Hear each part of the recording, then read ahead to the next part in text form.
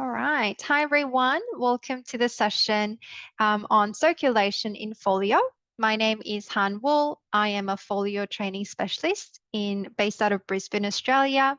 My contact details are up on the screen now. So if you have any questions about anything FOLIO, please feel free to reach out to me at any time.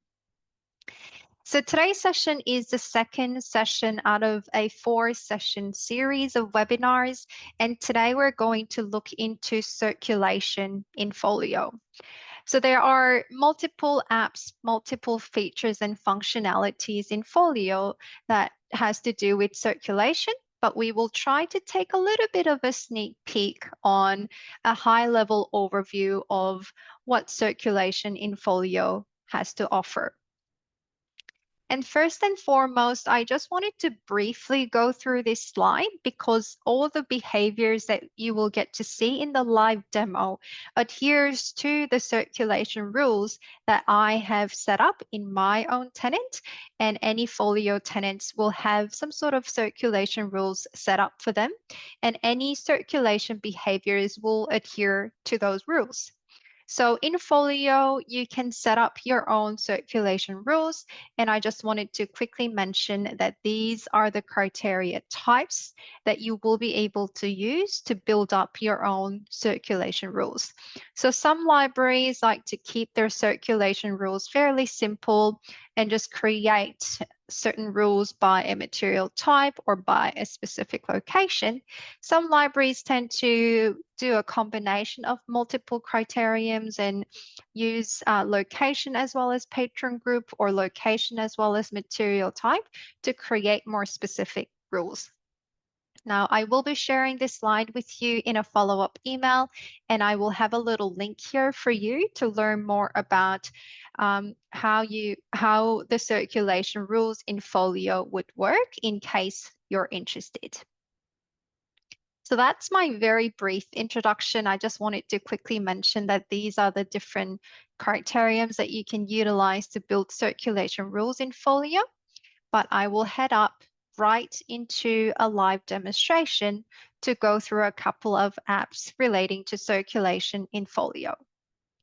So first and foremost, I wanted to point out the checkout and the check-in apps where you can simply check out any materials to your users or check any of the items in if they are returned to the library. Now let's go through the checkout process first. Now, FOLIO will, when I go through some of the examples now, I just wanted to demonstrate a couple of functionalities that FOLIO has at the moment relating to circulation. So I will point those out when I get a little notification during the process of checking some of the materials out.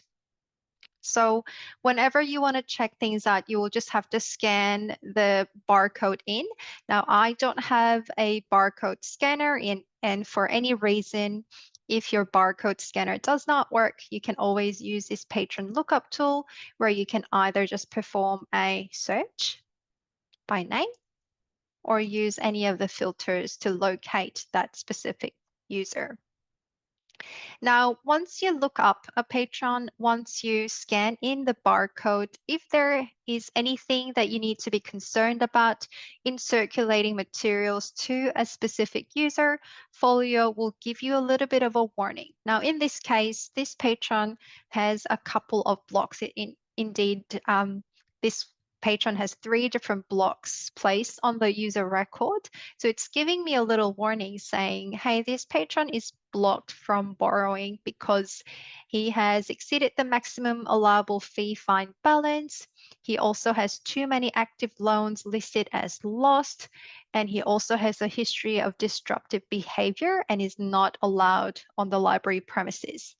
So the 2 blocks at the top here are what we call automated blocks, where we can set some criteria about when to block which patrons from which behaviors. So are you going to block borrowing? Are you going to block from placing a request? And so on. The third one here is an example of a manual block where a library staff can place a manual block in case anything had occurred. In this case, he had a disruptive behavior. So at this stage, you can just choose to view the block details. You can simply close and tell the patron that you cannot borrow this book. Or if you have appropriate permissions, you will also be able to override the block and check out the materials to the user. Now, you will not be able to remove these automated blocks, but you will be able to override any of these blocks by adding a comment on it, which will save to that circulation details, and then you will be able to scan and check out a material for that user. So I'm just going to copy a item barcode and paste it in there. And that has just checked out the material for this user. And on this page, you can see the item barcode, the item title, the loan policy that Folio has chosen based on your circulation rules. And according to this loan policy, when is the due date and the time. And I can keep scanning more items in here if he had more materials to check out. I think I just had a question come through. How configurable is the text in the patron blocks? That's a great question. So I'm just going to quickly head into the settings area just to quickly show you an example of these blocks. So I have some templates here. These are obviously your manual blocks. So if I just go into the edit screen, we can configure most likely anything like the name of the template, the display description. We have some messages we can add to the patron, and we can just decide on which actions we want to block as well. So these are all the fields that you will be filling in to create a patron block. I hope this was what you were looking for. If not, please let me know. And if there are any fields that you would like to see in Folio that you're not seeing at the moment, please let me know as well. Thank you. All right, so coming back, I am just going to end this session. Now, Folio does provide you with an automated timeout, so you can set your timeout period as in 2 minutes or 3 minutes, but I've just ended this session there. I'm just going to scan in another barcode here. Now, another pop-up that you might come across in Folio is this proxy sponsor relationship pop-up. So some professors might have a proxy sponsor relationship with perhaps like a graduate student or a research assistant where you can borrow on behalf of another person. So in that case, you will also get a little pop-up here saying, who are you acting as? So are you borrowing for yourself, or are you borrowing on behalf of another person? So this is another behavior that Folio will show you. And I'm just going to scan in another barcode in here. Now this time it's not showing me any pop-ups yet, but as I scan in an item barcode, I'm getting a little pop-up here to confirm the checkout. It's telling me that there is one note that I need to recognize, and it's telling me to always change the due date to 7 p.m. So perhaps this is an item that always needs to stay in the library, and for those items, we can add a little note to them. So we can just go ahead and confirm that note, and we can just go ahead and check out those items. Another type of item-related notification that you might come across in Folio would be for your non-circulating items. So according to the circulation rules, this item cannot be checked out, but do you want to still override this and check it out to this person or not would be the question here. So that would be another type of item-related notifications that you'll come across in Folio. Now, sometimes you may scan in an item barcode and Folio will tell you that Folio couldn't find an item with that barcode. So perhaps you're getting a shelf-ready material that hasn't been cataloged yet. Someone somehow picked it up from your shelf and brought it to the service desk and wants to check it out. In that case, Folio will also allow you to add a fast add record. So this is like creating a brief record by just adding very brief information such as the title, the permanent location, and item barcode, material type. And we tend to add in a little check-in note here saying that we need to route to tech services upon check-in so that that item can be properly cataloged upon being checked in.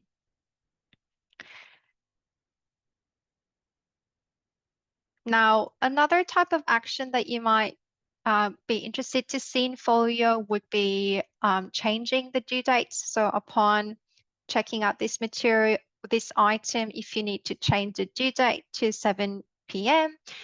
Or any other date, you can simply click on actions to change the due date. We could add a note to it, or we could even go back to our loan details page, which will take us to the user's app and to that loan detail for this user. And we will be able to either renew with a single click. We can simply change the due date, and we can also take some further actions, as in we can declare it lost, we can claim it to be returned. So any other circulation related behaviors you'll be able to take from the user's app in the loan details page. Now moving on, I also wanted to briefly show you the check-in app as well. So checking in is fairly simple. You will just have to scan in the barcodes for any items that you want to check it in. But one thing that I get lots of great comments about in Folio is the ease of backdating the check-in date and time. So perhaps your library was closed over the weekend and you are just emptying the book drop and you need to backdate the date returned. You can simply click on that pencil icon and then just add in the date. So perhaps I'm checking in on Wednesday, but it must have been returned on the 8th of September at a time. And if I just scan in an item barcode, that will have two dates. So it will have an actual date and time that it was checked in, and it will also have a processed as date and time. So it was actually checked in on the 10th of September. Sorry for the date formatting here, but it will be processed as it was checked in on the 8th of September here. So there's nothing really fancy here that I can show. It's just that it's got a really easy feature and functionality here for you to backdate any of the check-ins. Now, another thing that I wanted to quickly show during circulation session is being able to place any requests. So we do have a separate app in Folio to look into different types of requests that's been placed in Folio. There are 3 different types of requests that Folio will allow you and your patrons to place, which are the page, hold, and recall. So in Folio World, page would be any of the requests made on any items that are currently available. So you just need to pull it off from the shelf and place it in the hold shelf. That would be considered a page. Hold would be placing a request on any of the unavailable items, but you want them when it becomes available. So you want to place a hold. And recalls, some libraries do allow recalls, some libraries do not allow recalls, but sometimes you can place a request on unavailable items with a little bit of urgency. So if you place a recall, it might reduce the loan period of the person who currently holds that item. So these are the 3 different types of requests that you can place in Folio, and you can either start placing a new request from the request app. You can also place a request from any of your OPAC or your discovery layer, depending on where you enable that feature and functionality. but I just wanted to quickly start from the inventory app and show you what placing a request looks like if you were to be placing a request on behalf of a patron at a circulation desk. So let's say I have a patron who wants to place a request on an item that's already been checked out. That would be placing either a hold or a recall. So I've just clicked on new request. It has scanned in the item record for me already, and I just need to put in the requester barcode here. So I'm just going to scan in that barcode and click on enter. Now, upon putting in a requester information, it will assess the patron group because, as I've mentioned at the very beginning of today's session, circulation rules can be built around patron groups as well. So my tenant has built some rules around patron groups that will only allow recalls for specific groups of people, including faculty. So the item status is checked out. The requester patron group is faculty, and thus I can choose between, does Lily want to place a hold or recall? Does she have any urgency on this request? So I can just pick and choose that request type. I can also put in some request expiration date, or also add in fulfillment preference between whole shelf and delivery. I don't think Lily has delivery set on her user record, so she needs to pick it up from a whole shelf, and which service point does she want to pick that up from. So we can simply place that request on behalf of a user. Now, one last thing I wanted to demonstrate today is the circulation log. So FOLIO has a separate app that will keep track of all the circulation behaviors in one place. So you can either look at a circulation behavior of a specific user or a specific item or a specific service point even. Or let's say I just wanted to look at all the circulations that went through in the month of August. I can set some date parameters and I can have a look into any of these circulation activities, whether it is checking out. I'm not seeing any checkouts. I'm seeing lots of fees and fines, related behaviors. I'm seeing some loans becoming anonymized. I'm seeing some notices being sent, and sorry, I'm not seeing any checkouts or check-ins right now, but you should be able to see all of the circulation behaviors that has been, so I'm seeing a check-in right here. So you can have a look into all the circulations that has happened in your institution, and you can look into all of these filter options to filter and find any information that you're looking for.